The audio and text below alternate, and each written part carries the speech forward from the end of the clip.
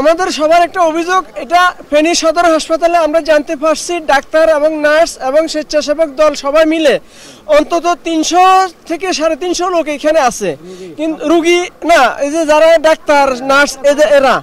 কিন্তু যখন গত বৃহস্পতিবার, শুক্রবার, আজকে শনিবার এই পর্যন্ত কোনো ডাক্তার নাই, নার্স নাই, কোনো স্বেচ্ছাসেবক দল নাই, এখানে কোনো সেনাবাহিনী বলেন, কোনো মিডিয়া বলেন, আমরা অনেকেরই খুঁজছি, অনেকেরই বলতেছি যে আমাদের অভিযোগগুলো এখানে আমরা কিভাবে আছি, আমাদের অভিযোগগুলো এখানে কর্তৃপক্ষকে জানানো হচ্ছে না।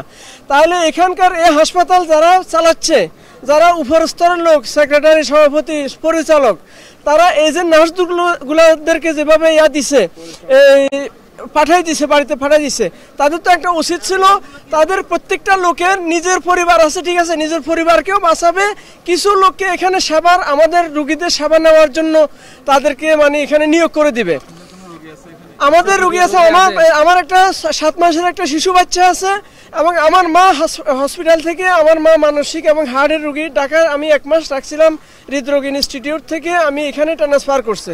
এরকম আমাদের বহু রুগী আছে, অনেক রুগী আছে অপারেশনে, তাদের শরীর পচে যাচ্ছে, ড্রেসিং করতে পারতেছে না, খুবই ভয়াবহ অবস্থা, রুগীরা ঠিকমতো খাবারও পাচ্ছে না, আর হসপিটালের পক্ষ থেকে তো কোনো খাবার দেওয়াই হয় নাই।